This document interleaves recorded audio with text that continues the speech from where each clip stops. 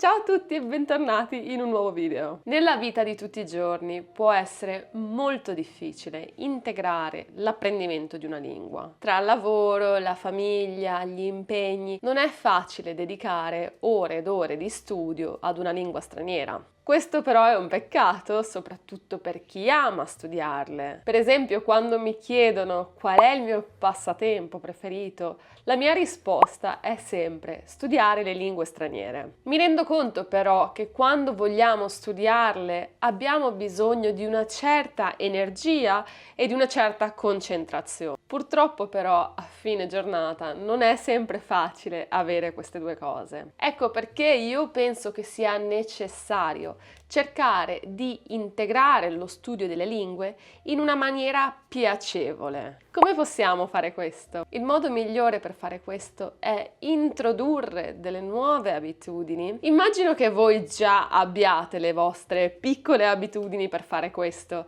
Per questo motivo ho pensato di condividere con voi le mie 5 abitudini preferite che mi aiutano ad integrare lo studio delle lingue quotidianamente. Dunque, se siete pronti per iniziare, cominciamo! Il primo consiglio che vi do è quello di avere un diario giornaliero. Io lo chiamo il diario delle lingue. Da bambina mi piaceva molto scrivere un diario dove raccontavo un po' le mie giornate e soprattutto mi piaceva rileggerlo qualche anno dopo e vedere appunto che cosa scrivevo. Scrivere un diario è utile non solo nel presente, perché scriviamo appunto quello che pensiamo o quello che ci è successo, ma è utile anche per il futuro, per rivivere alcuni momenti passati. Quello che io ho al momento è un diario di francese e di cinese. Considerando che il livello che io ho nelle due lingue è differente. Per quanto riguarda il cinese, cerco di scrivere una o due frasi ogni giorno. Per quanto riguarda il francese,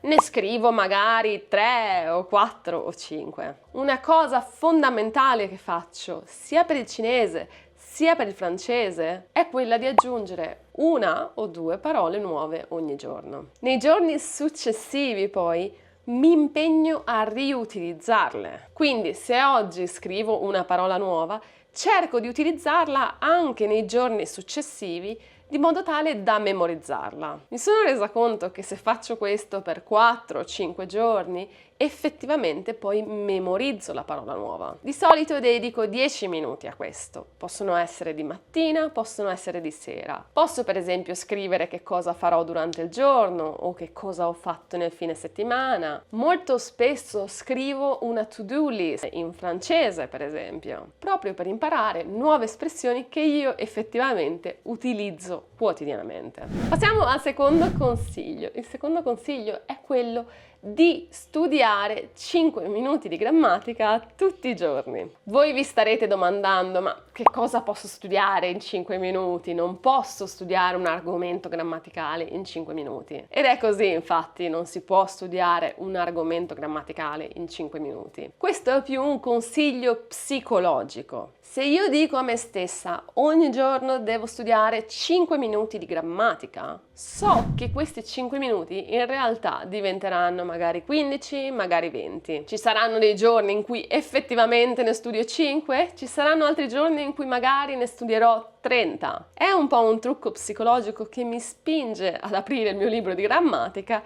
e iniziare un nuovo argomento grammaticale.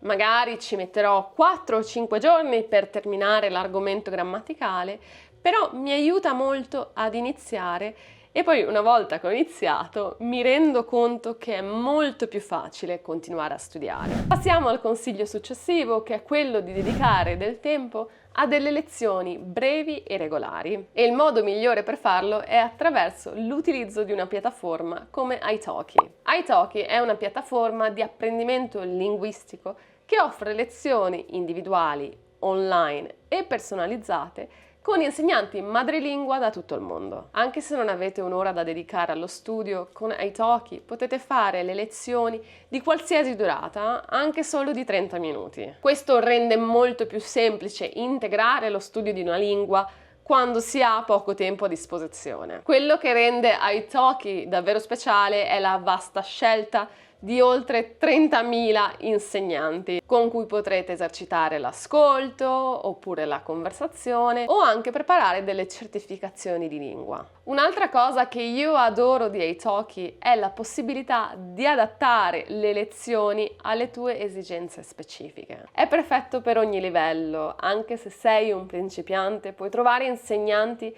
che parlano la tua lingua. Inoltre potete pagare le lezioni singolarmente senza necessità di abbonamento. Così avrete completa flessibilità nella gestione del vostro apprendimento. Dunque, se siete pronti per iniziare la vostra esperienza su Italki, usando il codice promozionale Francesca otterrete $5 di sconto sui primi $10 acquistati. Passiamo al prossimo consiglio, che è quello di consumare contenuti nella lingua che noi stiamo studiando. Sembra il classico consiglio generico, ma in realtà voglio approfondire quello che sto cercando di dire. In questo caso è molto importante stabilire il livello che noi abbiamo in quella lingua. Per esempio, se siamo a un livello principiante, se siamo a un livello intermedio oppure avanzato. Se il mio livello è principiante o intermedio, il mio consiglio è quello di consumare dei contenuti brevi. Per brevi intendo dei brevi video di YouTube, delle brevi clips di 10 o 15 minuti. La cosa però più importante è quella di cercare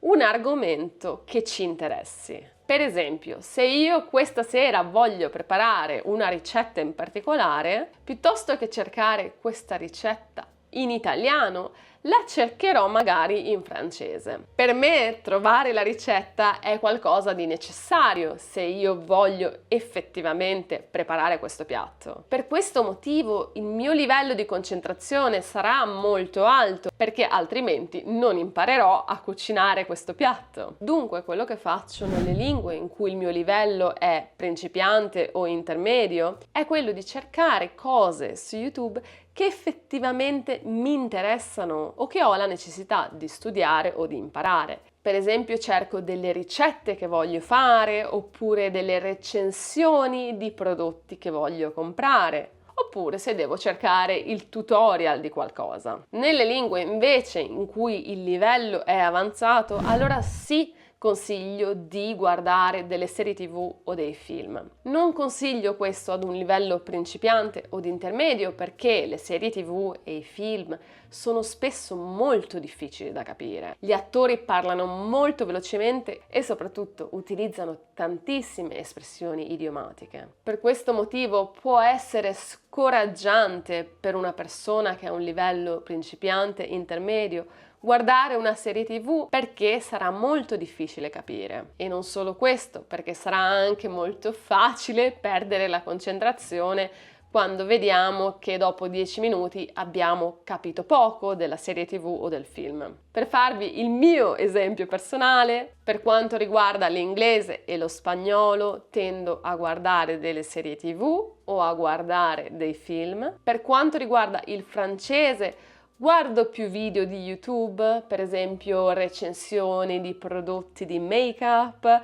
oppure ricette, oppure tutorial, e qualche volta inizio a guardare qualche breve episodio di una serie TV. Per quanto riguarda il cinese, guardo brevi video oppure anche dei cartoni animati. Infine, l'ultimo consiglio è quello di fare amicizie internazionali. Questo non sempre può essere facile, dipende dalla città in cui viviamo, ovviamente. Io, per esempio, vivo in una città molto internazionale, quindi qui è facile trovare per esempio persone francesi con cui praticare la lingua. Ci sono diverse piattaforme e applicazioni che ci possono aiutare a trovare persone che vogliono fare uno scambio di lingua. Come vi dicevo però, non è possibile fare questo in tutte le città. Per questo motivo, se è difficile trovare delle persone con cui fare uno scambio di lingua, un mio consiglio è quello di usare l'intelligenza artificiale. So che non è la stessa cosa, non sarà come parlare con una persona reale di fronte a noi, ma può essere davvero utile. Con l'intelligenza artificiale posso praticare 5 minuti o 10 minuti la sera o durante la mia camminata oppure quando cucino. Mi metto lì ed inizio a chiacchierare. Potrete addirittura chiederle di correggere le frasi dove ci sono degli errori. Ovviamente, ripeto, non è la stessa cosa del parlare con una persona. Lo scambio linguistico con una persona di solito funziona così. Si parla metà del tempo in una lingua e l'altra metà del tempo in un'altra lingua. Per esempio, se io magari sto uscendo con un'amica francese, possiamo parlare 15 minuti in francese, poi 15 minuti in italiano, poi di nuovo francese. Questo è un ottimo esercizio perché ovviamente è giusto che entrambe le persone facciano esercizio. Mentre invece con l'intelligenza artificiale, ovviamente, potrete parlare quanto tempo voi vorrete nella lingua che state studiando. Abbiamo finito qui con questi 5 consigli. Fatemi sapere le vostre abitudini oppure i vostri consigli per dedicare un po' di tempo allo studio di una lingua. Sono molto curiosa di leggerli e soprattutto di provare a metterli in pratica. Io vi ringrazio tantissimo per aver visto questo video e se il video vi è piaciuto mettete un like ed iscrivetevi al canale e noi ci vediamo la prossima settimana con un nuovo video. A presto!